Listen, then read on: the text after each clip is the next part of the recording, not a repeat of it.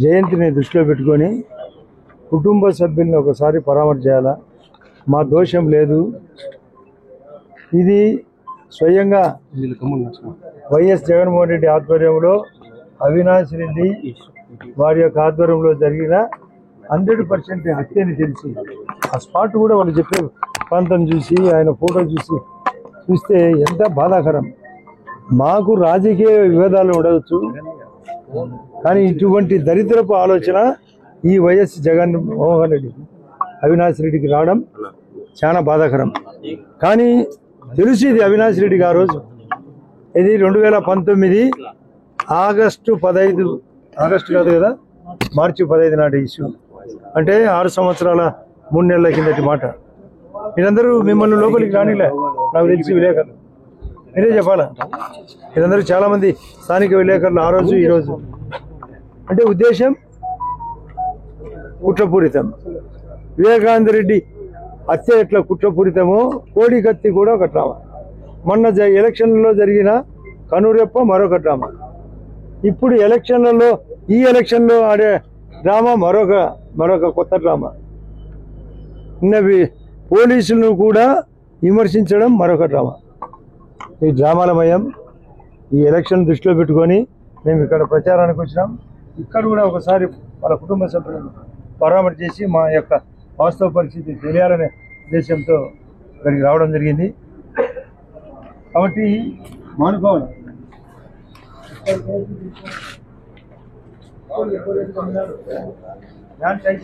గుర్తులు పెట్టినాడు అంతా కబ్జా కోసమే. ఇటువంటి క్యారెక్టర్ రాజకీయాలు కాదు, నిజ జీవితంలో కూడా ఇటువంటి క్యారెక్టర్లు ఉండవు. అంటే ఇంత దరిద్రపు ఆలోచనలు చేయకూడదు. కాబట్టి ఈ ఎలక్షన్లలో కూడా ఆమె సునీతమ్మ చెప్తాంది, నిన్న కూడా చెప్పిందంట కడపలో, ఏది కూడా డ్రామానే. ఈ ఎలక్షన్లు కూడా ఓడిపోతామనే భయంతో డ్రామాకు తెరదీసినారు. ప్రజాస్వామ్యంగా గతంలో ఎలక్షన్ జరపలే. మొన్న 4.5 సంవత్సరం కిందట జరిగిన లోకల్ బాడీ ఎలక్షన్లలో పోలీసులను అడ్డుపెట్టి మీరు కూడా స్వయంగా ఒక్క ఏజెంట్ నామినేషన్ ఫారం జరిగింది. నామినేషన్ ఫారం జరగలే, ఏజెంట్ పరిస్థితి రాలే. స్థానిక ఎన్నికల్లో సర్పంచ్ ఎలక్షన్లో కానీ, ఇక్కడ మున్సిపాలిటీ కానీ, జిల్లా పరిషత్ కానీ అన్నీ అగ్రవమే. ఇప్పుడు ఏకగ్రీవము దశ నుంచి పోలింగ్ దశకు చేరడంతో మన వచ్చిన మా భూపేశ్ రెడ్డికి కానీ లేదా రవిరెడ్డికి 25% ఓట్లు. మేము దాని 52% తగ్గకుండా అబోగు తీసుకోవాలని ఉద్దేశంతో ఉన్నామని తెలుసుకొని మీరు కూడా స్వయంగా తిరుగుతున్నారు, మా వాళ్ళు ప్రచారం తిరుగుతున్నారు. మేము చేసినాం మంచి. మేము పెన్షన్లు పెంచినాం 4,000, సిలిండర్లు ఇస్తున్నాం 2 ఇచ్చినాం, 1 ఇవ్వబోతున్నాం సంవత్సరానికి. అదే కాకుండా తల్లికి వందనం అతని మాదిరి జగన్మోహన్ రెడ్డి మాదిరి కాకుండా ఒకరికే బదులు 2, 3 7 మందికి కూడా ఇచ్చిన సందర్భం. అదే రైతులకు ఆయన కంటే 6,500 రూపాయలు సంవత్సరానికి ఎక్కువ. అదే కాకుండా మెయిన్గా ఇక్కడ చీని అరటి దాంట్లో దోపిడీ, ఆ దోపిడీ బయటికి తీస్తున్నాం. అదే కాకుండా చికెన్ రేట్ ఎక్కువ. ఇటువంటి క్యారెక్టర్లు ఈ రాజకీయాలకి అన్ఫిట్.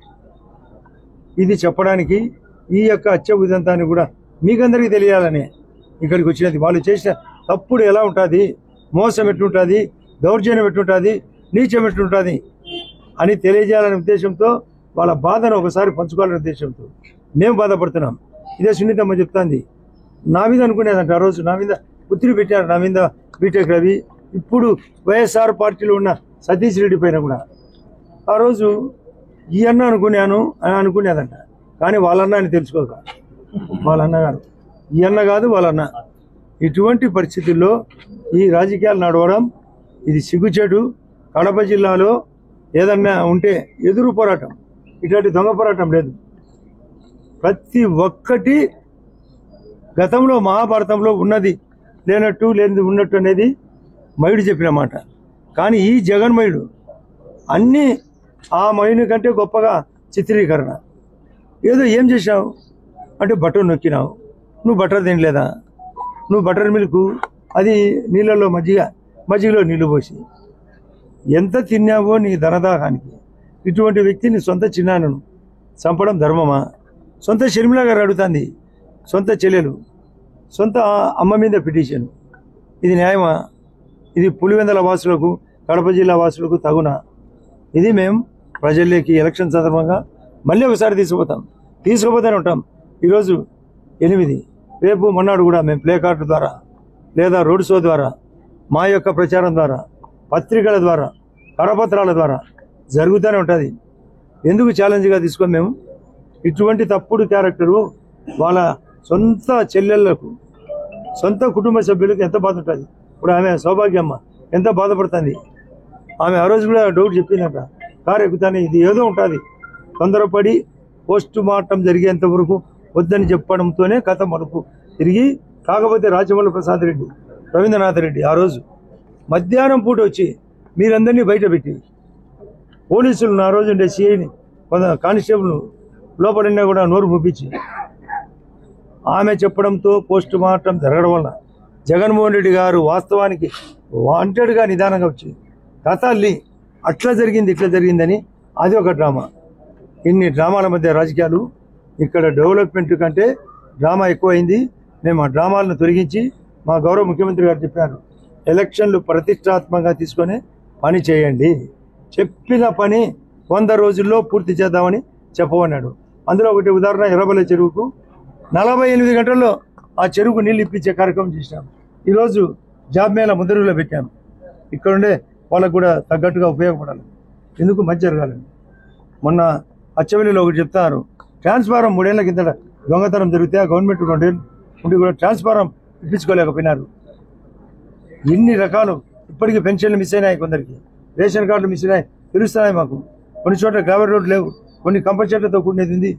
కాబట్టి ఇటువంటి దాన్ని మేము సెట్ చేసేదానికి ఇక్కడికి వచ్చినాము. అందులో ఈ రోజు ఇక్కడికి రావడానికి కూడా కారణం చెప్పారు.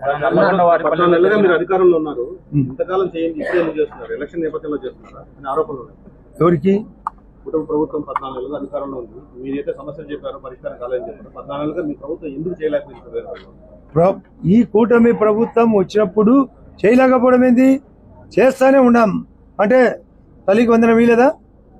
పులివెందులో చెప్పండి, పులివెందులో డెవలప్మెంట్ సంబంధించి ఎర్రబెల్లి చెరువు చెప్పారు, ఎర్రబెల్లి చెరువు నోటీస్ తీసుకొచ్చారు, వెంటనే చేశాం. వాళ్ళు కూడా తెలియదు కాదు, చెప్పాలి కదా. అడగంది అమ్మైనా పెట్టదు, అడగంది అమ్మైనా పెట్టదు. సమస్య చెప్పినారు, పూరించినాం. కాదన్నా, ఇన్ని సంక్షేమ పథకాలు చేస్తున్నాం అని చెప్తా ఉన్నారు, ఇవే మిమ్మల్ని గెలిపిస్తాయంటారు. మరి ఎందుకు ఈ దాడులు జరుగుతా ఉన్నాయి? వాళ్ళు మీ మీదనే అదే టీడీపీ వాళ్ళు చేస్తారనేది వైసీపీ వాళ్ళ ఆరోపణ. అసలు వాళ్ళకు దాడులు అలవాటు. వాళ్ళు మా వాళ్ళను బెదిరించినప్పుడు ఈ ప్రజాస్వామ్యంలో ఖచ్చితంగా ప్రతిఘటన ఉంటుంది. ఆ ప్రతిఘటనలో భాగంగానే వాళ్ళు దౌర్జన్యం, ఆ దౌర్జన్యాన్ని మా వాళ్ళు ప్రతిఘటించారు. దానికోసం జరిగింది ఇది. అంతే కదా, ఘటన ప్రతిఘటన కేసులు అయినా అంటే ఇరు వర్గాలు వాళ్ళు చేసినారు కదా, మా వాళ్ళు చేసినారు కదా, ఎందుకు ఊరుకుంటారు? బ్రిటిష్ వాళ్ళ మీద తిరుగుబాటు జరిగింది, వాళ్ళు దారుణం కాబట్టి మేము కూడా ప్రతిఘటన.